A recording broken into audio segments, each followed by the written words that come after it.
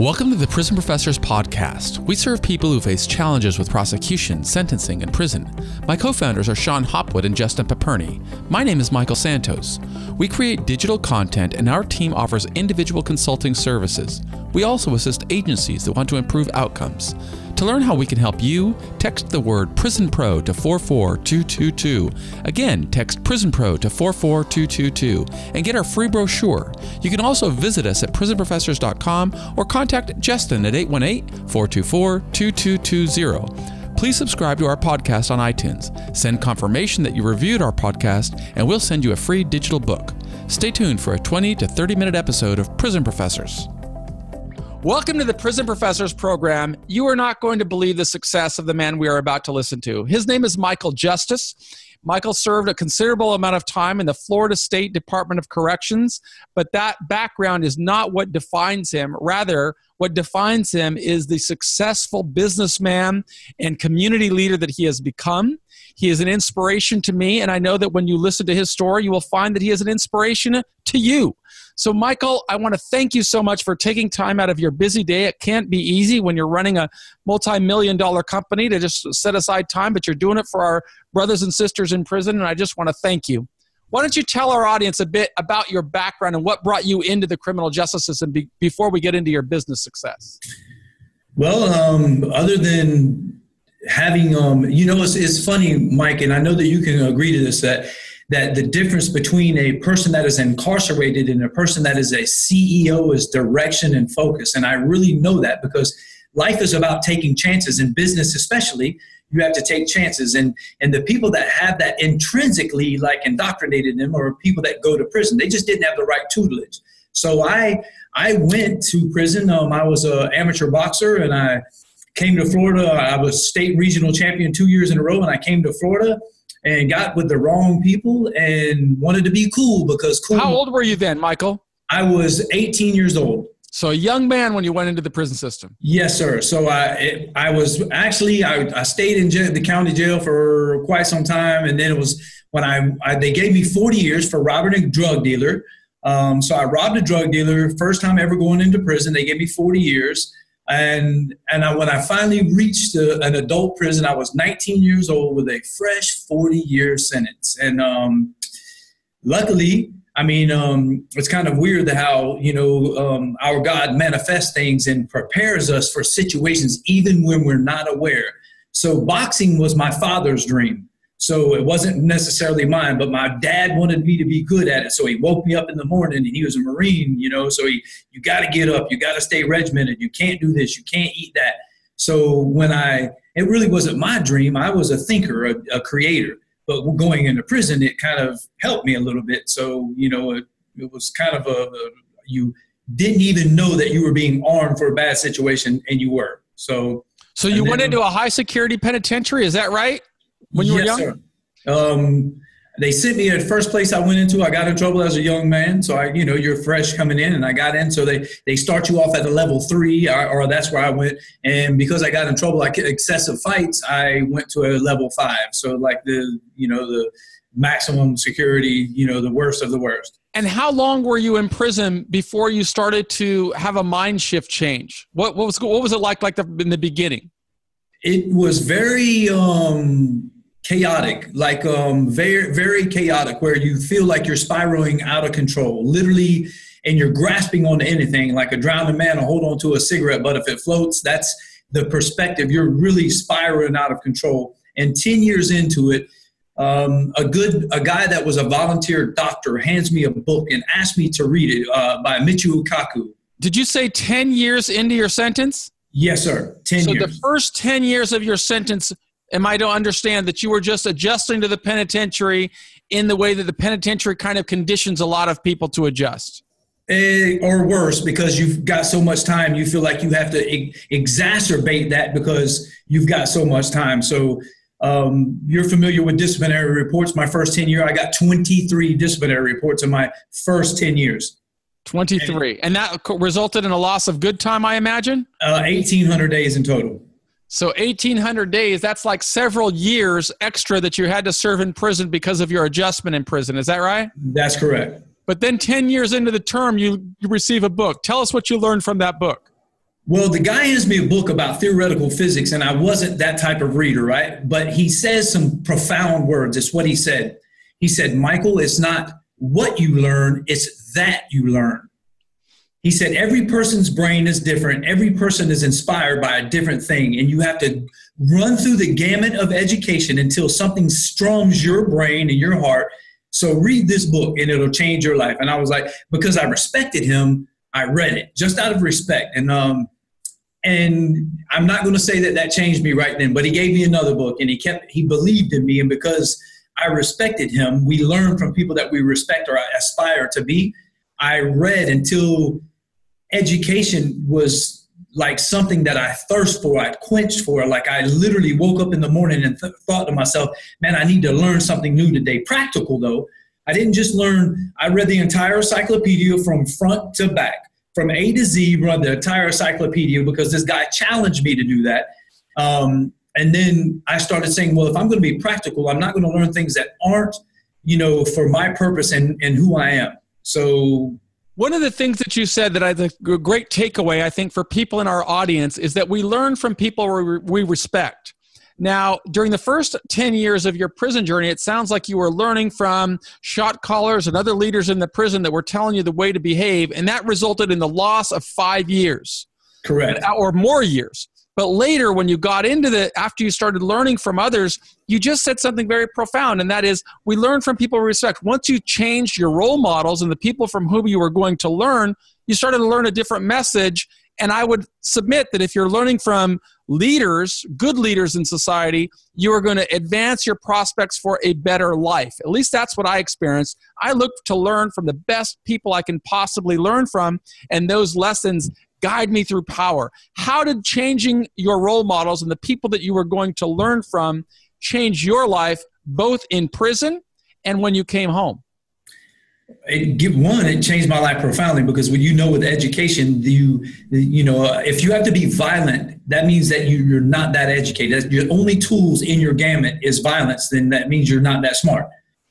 So as I became smart, it almost purged me from violence, and I started looking at things, unlocking my creativity. I would start thinking great thoughts and things like it's amazing that the whispers, that when you clear yourself from all the clutter and cacophony, how the whispers, it's almost like your future beckons you. It almost whispers to you if you'll listen to it.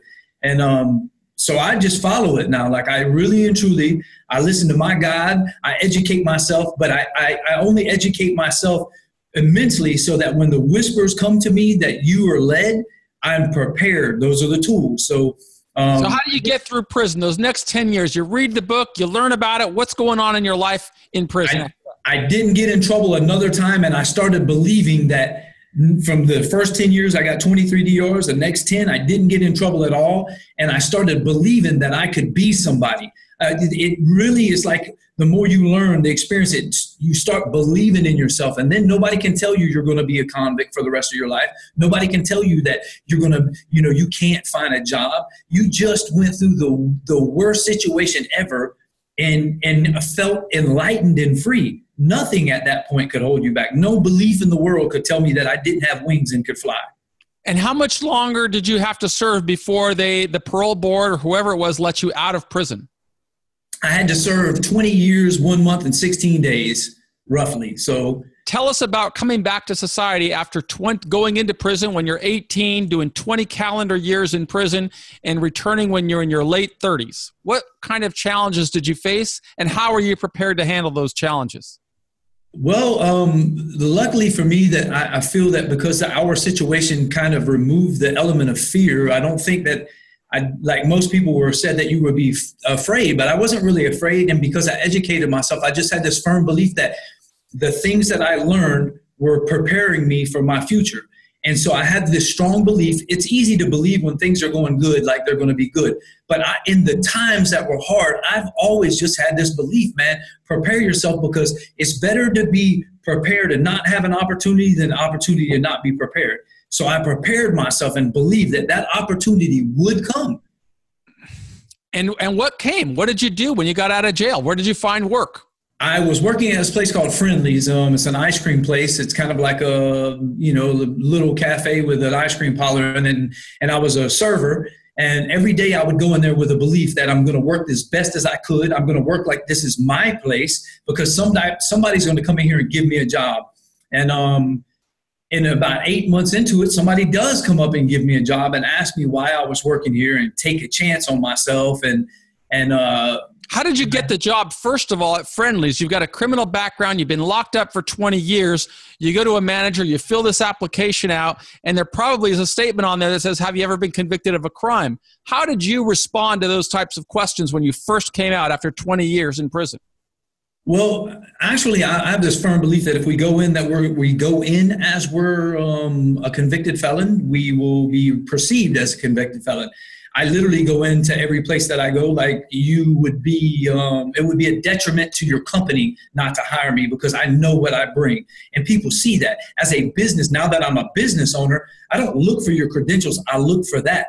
And so I didn't understand that then, but now that I'm a business owner, I know why they gave me a chance because I went in there determined. I glow with determination, and people could see that. Man, this guy's hungry to come in here. So he's got the right attitude, 100% commitment to success, and you prepared yourself to project that attitude because you can't prepare yourself to project that attitude if you don't have the confidence that you have learned and you have overcome struggle and you've done it. But Michael Justice, you are the embodiment of that determination and that self-driven guide that says regardless of what has happened in the past, you are going to write a new chapter of your life and build a better future. And that made all the difference in the world. But you told us that while you were working at Friendly's, an ice cream parlor, somebody saw you and decided to take a chance on you. Walk us through what that meant.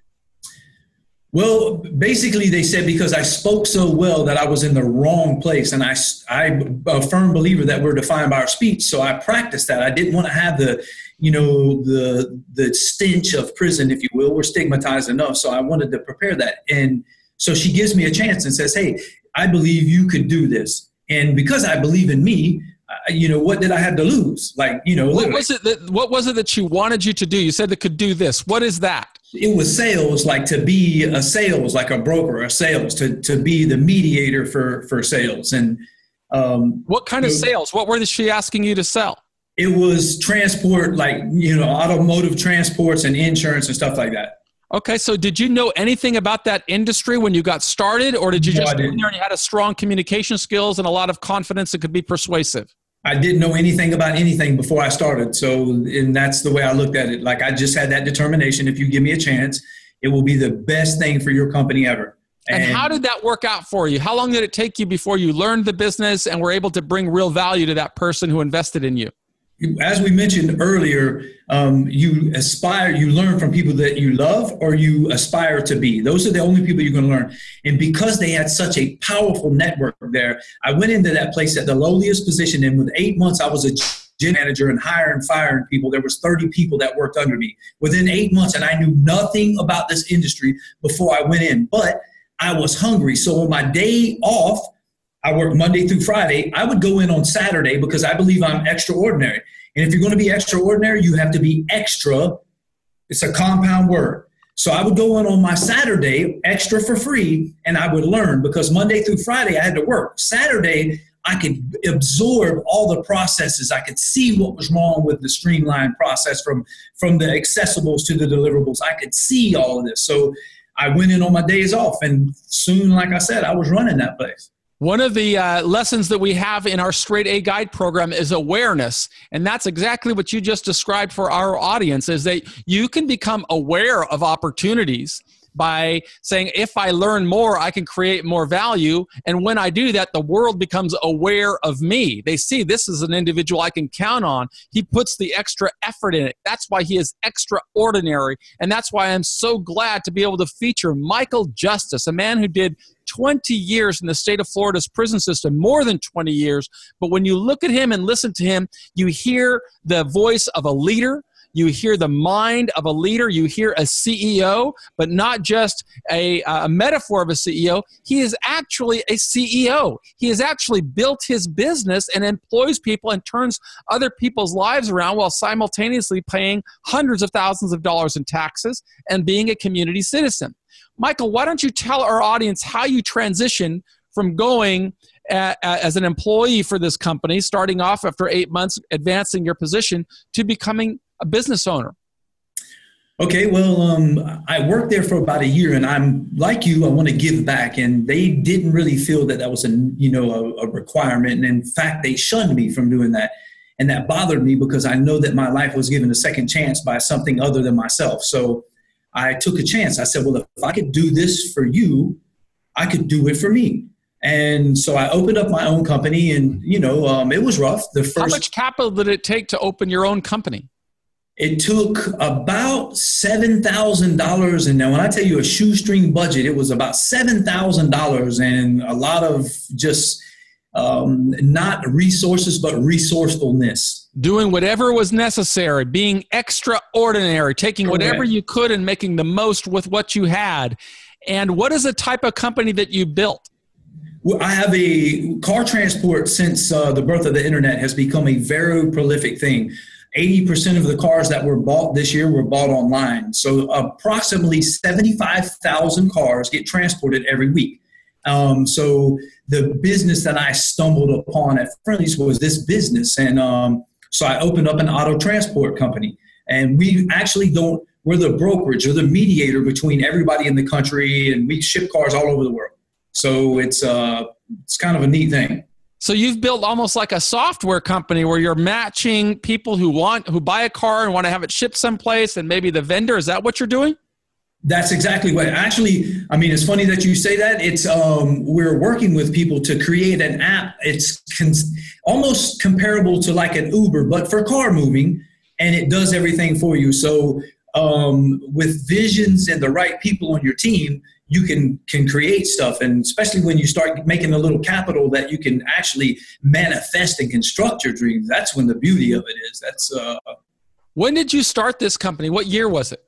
I started this company in approximately 2009. 2009, so we were still deep in the heart of the recession. You started with a little bit of capital. Why don't you walk us through some of the success that you had from 2009 to we're recording this episode in January of 2018. So it's been about 8-9 years since you've been building it. Help us understand how your revenues grew and how your employee base has grown. Okay, that's a great question. And actually, I'm misled. 2009 is when I started Friendly's. I started this company in 2011. So okay, 2011. So it's even more impressive. Okay, so in 2011, I started single person on a shoestring budget, and it was very, very hard because that was the first job I ever had. So literally the first job that I ever had that I'm responsible for everything. I've only worked in the workforce for merely a year and a half, 2 years, and now I run a company. So I learned everything for the first couple of years. It was hard, very difficult, but it wouldn't be, if it was meant for everybody to look good and be in shape and have money, if it was easy, everybody would be that way. And because of our situation, we know that patience is something that we have, and all you got to do is stick to your process. Do you believe in your process? Yes, I do. Well, then follow it and the fruits will follow. And so I stuck to my process, and I went from a menial company to hiring a couple people to last year we did $500,000 roughly in total revenue. I spoke to you. You gave me a text about something, and you said, you're helping people, so concentrate on your business and you'll be able to help more people. Well, so let's talk about that, because I think that's a relevant point. As I recall, I still remember that text and conversation. I was speaking in Minnesota at the University of Minnesota Law School. And you told me that was something that you wanted to do. You wanted to help more people. You wanted to get involved in the speaking business. And we had interviewed and spoken one time, and I knew that your business was growing. The thing about getting involved in the speaking business is you have to invest thousands of hours without any money whatsoever. And if you're doing that, you're taking time away from a business that you could potentially be employing people and giving people action. And so my advice to you at that time was, focus on what you've been doing. Do it. Become the best in the world at what you're doing. Give people jobs. Show them how to become resourceful, as you said. And then you are going to become so much more successful that you'll have more time as well. And I'm so glad to hear you say that helped you. Walk us through what you did after you and I exchanged that conversation. Well, I buckled down on my process from customer acquisition to deliverables. I started seeing that in a lot of times when we start making money, we get scared, so to speak. So it just allowed me to say, well, if I'm in this and I believe in me, I'm going to hire more staff. I'm going to take people. And I went to the recovery center and I took people out of there so that I could give them a chance and give them. Were these formerly incarcerated people or people who had substance abuse problems? Well, both. So they both. And so now like two of my best employees were living out of in tents and bags. They had no home. They had nothing. But like somebody gave me a chance, I gave them a chance. And together, I don't allow them to call me a boss. The only rule that we have here at my industry is that I will never fire you for anything that I could be a better teacher to. I will fire you for immorality. So if I could teach you better, your sales aren't good, well, then that's my fault. That's not your fault. So, and because I have built a team where we say, I promise you, I'll make you happier. When you leave at my job, you will be happier than when you came in. That's the only thing. That's my job as the person who runs my company. We're partners, and together we all bought into our concept, and we grew to almost $1.3 million this year. That's more than $100,000 every month in revenues. And I know that Michael is going to continue growing, employing people, and just look at all of the ways that he contributes to society now. If he's earning that kind of money, you know, he's paying hundreds of thousands of dollars in taxes, which are supporting roads and bridges and schools and so much other infrastructure. But he's also providing jobs to people who are formerly incarcerated or formerly on substance abuse problems. And that's why I just consider him a real servant leader. He is not only leading through his actions, he is showing other people how to become resourceful, and now they are leading. And that's just the amazing testimony of somebody who has grown and is contributing. And that's the reason that we need to have more reforms so that people in prison can learn more and to become like Michael.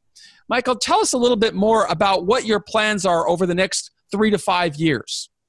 Oh, that's a great question. One, I had this aspiration of I have a timeline. I set goals for myself. I'm very goal driven, and goals are absolutely fundamental. So when you tell your audience the importance of goals, if they don't write down something, if they don't have a plan, then you're kind of like, if I told you right now, Michael, come to my house, I have $1 million for you. The first thing you're going to ask is, what's your GPS? I'm coming. Well, it's the same thing. If you get out of prison and you don't have a plan, you have no GPS. So you're wandering around and you will go nowhere. So it is an absolute fact that you must have those things in place. So, and one of my plans is that I wanted to make $1 million, me personally. Said, man, I wanted to make $1 million just because where I came from. And then this year I said, because of the people that I've met, I want to touch 1 million people. My currency, the greatest currency we have is to act on others the way you are, to let people know that you don't have to settle for being a convict. You can be a CEO, you can be courageous, you can be a captain, you can be whatever you want to be, as long as you dedicate yourself and you follow your heart and you put forth the action coupled with the passion in your heart. Because if you're not passionate, it's not going to work. Be passionate about it.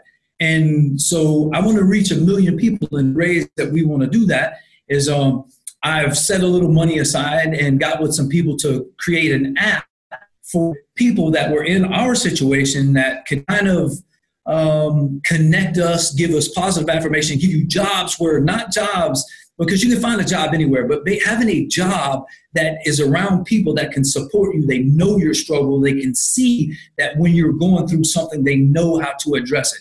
That is an absolute must. Don't put yourself back in the lion's den and think you're so strong, because you're not. You're not. So we want to be around ourselves. So we're trying to build an app.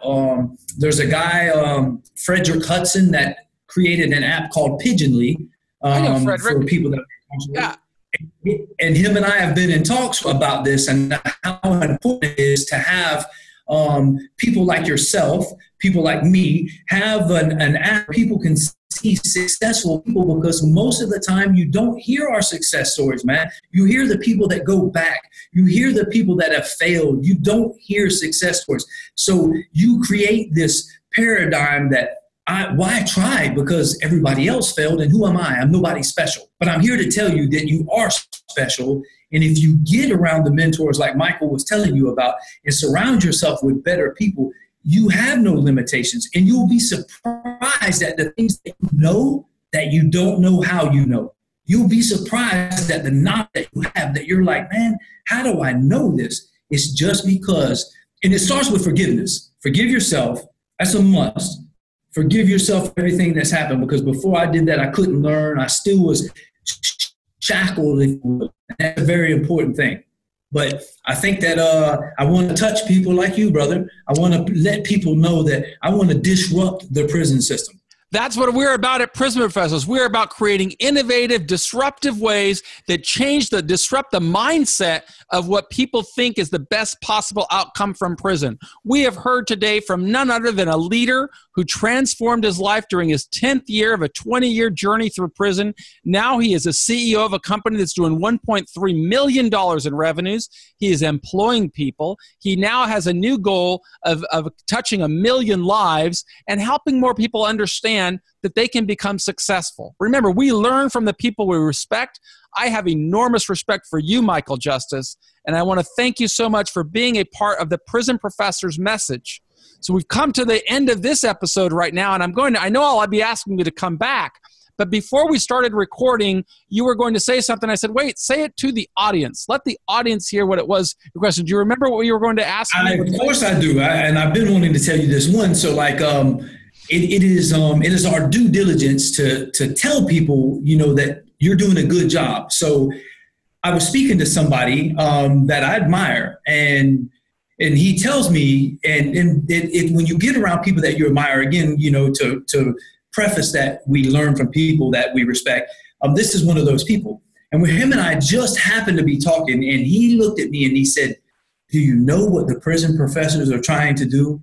They're trying to do what you and I have talked about.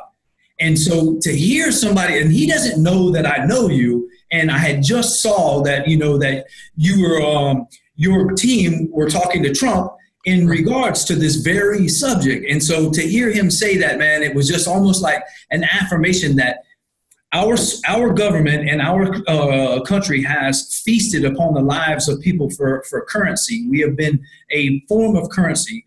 And people like you, mavericks like you, are saying, hey, you don't have to send people there. You don't have to be that. And this is not right. And we're going to change it. And you are touching people, man. And it's a great thing. I'm going to let you know that's a great thing. We are so thankful to you, Michael Justice, because that's what disrupting the mindset of prison is. I'm sure that there are people that would have known you 20 years ago and said, oh, he will never be good. He should be locked in prison forever. He's not a good person. But when we hear you now, you are the embodiment of servant leadership. We are so grateful to you for sharing your story with Prison Professors. I know that I'm going to ask you to come back, and I thank you so much for helping us to inspire people who are either going into the criminal justice system or coming out of the criminal justice system.